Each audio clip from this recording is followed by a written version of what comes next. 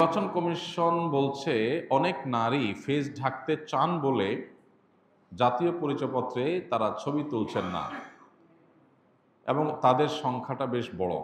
প্রশ্ন হলো, তাদের দাবি কি যৌক্তিক নয়? ভাই, এই নিউজটি আমারও চোখে পড়েছে। অনেক মহিলা, লক্ষ লক্ষ মহিলা সারা দেশে যারা ফেস ঢেকে থাকেন, তাদের মুখাবয়ব পরপুরুষের সামনে প্রদর্শন করেন না পর্দার বিধান রক্ষার খাতিরে। এখন তারা যদি কেউ বলেন যে আমরা জাতীয় পরিচয়পত্র এনআইডি এটা করতে চাই কিন্তু আমাদের ফেস দেখাতে চাই না, তাহলে এখন তাদেরকে যেটা করা হচ্ছে, আমি যতটুকু জানি, তাদেরকে বলা হচ্ছে ঠিক আছে, না ফেস না দেখাইলে আপনার এনআইডি হবে না। এনআইডি না হওয়ার কারণে তিনি ভোট দিতে পারবেন না। এনআইডি না হওয়ার কারণে তিনি সরকারি অনেক সার্ভিস থেকে বঞ্চিত হবেন, অনেক কাজ তিনি করতে পারবেন না, জমি জমা দলিল প্রমাণ অনেক কিছুতে তিনি ঝামেলায় পড়বেন। তো এই যে একটা ব্যাপার, এই ব্যাপারটা নিয়ে আমার মনে হয় না আমাদের সমাজে যারা সুশীল দাবি করেন তারা পজিটিভলি কখনো ভাবেন। অথচ চিত্রটা যদি উল্টা হতো, আমরা সে আলাপ পরে আসতেছি যে এটা দাবিটা যৌক্তিক না অযৌক্তিক, এই বোনদের, আমাদের এই মহিলাদের। এখানে যদি চিত্রটা উল্টা হতো যে অন্য কোনো সংখ্যালঘু, অন্য কোনো ধর্মের মানুষ যারা সংখ্যায় কম এদেশে, তাদের কারোর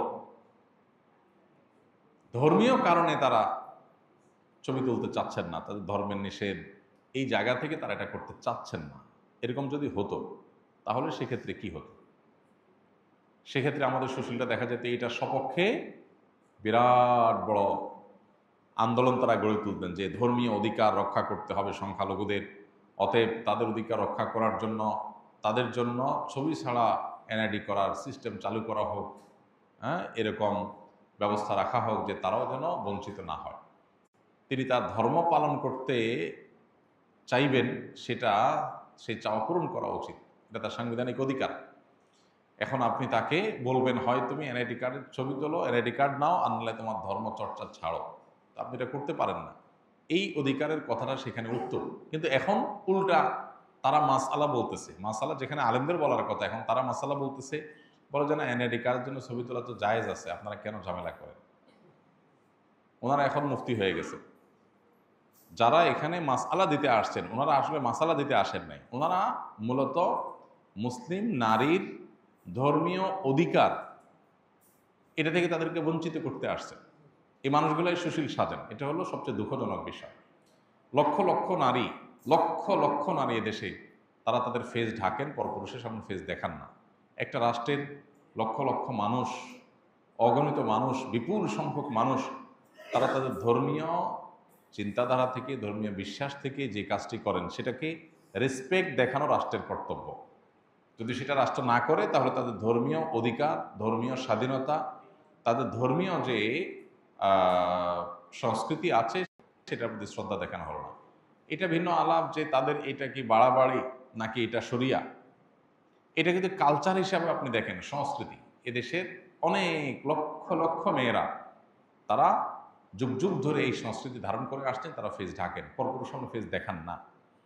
তো এই সংস্কৃতিটাতে এই মাটির মানুষ ধারণ করছেন যুগ যুগ ধরে, সেটার প্রতি রেসপেক্ট দেখানো আপনার কর্তব্য। পৃথিবীর অন্যান্য উন্নত দেশে জনগণের চাওয়াকে এত রেসপেক্ট করা হয়, এত গুরুত্ব দেওয়া হয় যে জনগণের বিপুল সংখ্যকের কোনো চাওয়ার বিপরীতে কখনো কোনো আইন, কোনো সিস্টেম তারা হতে দেয় না। তো আমি আশা করব এখানে যে সমস্ত বোনরা তারা ফেস ঢাকতে চান তাদেরকে সে অধিকার দেওয়া উচিত, এবং তাদের আইডেন্টিটি যদি কোথাও নিরূপণ করা কঠিন হয় তাহলে সেক্ষেত্রে বায়োমেট্রিক পদ্ধতি থাকবে, আরও বহু পদ্ধতিতে তাদের আইডেন্টিটি যাচাই করা যেতে পারে, সে অপশন থাকা উচিত। এটা তো দূরের কথা, আমাদের অনেক বোনরা আছেন, আমি জানি যে বিভিন্ন জায়গায় তাদের ছবি তোলার জন্য একজন পুরুষ লোক বসায় দেওয়া হয় এবং বাধ্য করা হয় একজন পুরুষ লোকের সামনে তাকে ছবি তুলতে হবে।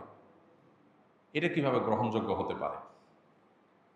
যদি কোনো নারী ছবি তুলতে রাজিও হন আর তিনি পরপুরুষের সামনে নিজের ফেস দেখাতে রাজি না, তাহলে একজন মহিলা অফিসার দিয়ে, একজন মহিলা মানুষ দিয়ে ওই মহিলার ছবি তোলানো উচিত। এতটুকু রেসপেক্ট যদি মানুষের ধর্মীয় কার্যক্রমের প্রতি না থাকে, তাহলে এটা আমাদের জন্য লজ্জা জাতি হিসাবে, এর চেয়ে বড় কিছু নাই, এর চেয়ে বলার কিছু নাই। দুর্ভাগ্যজনক যে অনেক জায়গাতেই এই সংবাদগুলো আমরা শুনতে পাচ্ছি যে অনেক মেয়েরা তারা ছবি তুলতে রাজি, কিন্তু পরপুরুষের সামনে তুলবেন না, কিন্তু তাদেরকে বাধ্য করা হয়, এছাড়া অপশন নেই। তো এটা অবশ্যই অগ্রহণযোগ্য, এগুলোর বিরুদ্ধে আমাদের কথা বলা উচিত এবং দীর্ঘদিন পর্যন্ত দিনই চর্চা করাটা এই দেশে নানাভাবে একরকমের অপরাধের মতো এটাকে দেখা হয়েছে, একটা বিমাতাসুলভ আচরণ করা হয়েছে। এই আচরণ যদি চলতে থাকে তাহলে সমাজের বিপুল সংখ্যক মানুষকে আপনি যদি আপন করতে না পারেন বা তাদের হতে না পারেন, তাদের আবেগ অনুভূতি এবং ধর্মকে যদি আপনি রেসপেক্ট করতে না পারেন, তাহলে কীভাবে একটা রাষ্ট্রকে আপনি এগিয়ে নিয়ে যেতে পারবেন? এটা কোনোদিনই সম্ভব না।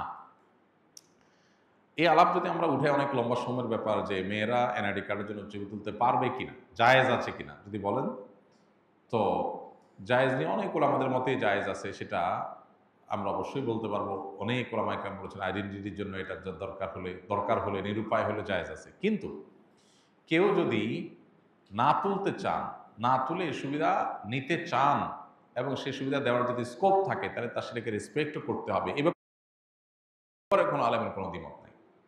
তো আমরা জায়েজ হওয়ার মতটাকে নিয়ে আমাদের সুবিধা মতো মাসআলা নিলাম, আর বোনদের ধর্মীয় অনুভূতিকে আমি রেসপেক্ট করলাম না, এটা জায়েজ নেই। মেয়েদের জন্য ফেস ঢাকাটা এটা পর্দার অংশ, এটাই হলো সারা বিশ্বের বেশিরভাগ ইমামদের মত এবং সমকালীন বিশ্বের সবচেয়ে বেশিরভাগ ইমামদের মত, এবং এটাই হলো সবচেয়ে বেশি নিরাপদ মত। অতএব এর ব্যাপারে কোনো সন্দেহ নেই যে ফেস মেয়েদের ঢাকাটাই হলো পর্দার অন্তর্ভুক্ত। যারা ফেস খোলাকে জায়েজ বলেন অনেক আলেম আছেন, তাদের সংখ্যা আজকে পৃথিবীতে বিভিন্ন দেশে যদি আপনি তুলনা করেন তাহলে দেখবেন অনেক কম। উল্লেখযোগ্য যারা আছে, সৌদি আরবের সব ওলামায়ে কেরাম প্রায় একমত, বাংলাদেশের সব ওলামায়ে কেরাম প্রায় একমত, মিডিল ইস্ট এবং সাবকন্টিনেন্ট যদি প্রায় একমত হয়, আর খুব বেশি থাকে না। এটা একটা গুরুত্বপূর্ণ বিষয়। আমি আশা করব যে তাদের বায়োমেট্রিক উপায়ে বা নানাভাবে তাদের আইডেন্টিটি এটা যে নিরূপণ করা হয়, তাদেরকে নাগরিকত্বের সুযোগ সুবিধা থেকে বঞ্চিত করা এটা তাদের অধিকার। এই অবস্থায় মুখস্থ সূরা কি তেলাওয়াত করা যাবে? মাসিক অবস্থায় এবং প্রসব পরবর্তী ব্লিডিং এর সময় কোরআন তেলাওয়াত করা যাবে কি না, এটা নিয়ে ওলামায়ে কেরামের মত পার্থক্য রয়েছে। জমহুর বা সংখ্যাগরিষ্ঠ ওলামাদের মত হলো এই অবস্থায় কোরআন তেলাওয়াত করা যাবে না, কারণ রাসূল আকরাম সাল্লাল্লাহু আলাইহি সাল্লাম গোসল ফরজ হওয়া অবস্থায় কোরআন তেলাওয়াত করতে নিষেধ করেছেন, আর এটিও গোসল ফরজ হওয়ার অবস্থা, যার কারণে এই সময় কোরআন তেলাওয়াত করা যাবে না।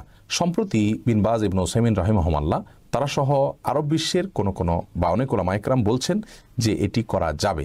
নিরাপদ হলো না করা এবং শোনা, তেলাওয়াত শোনা যেতে পারে।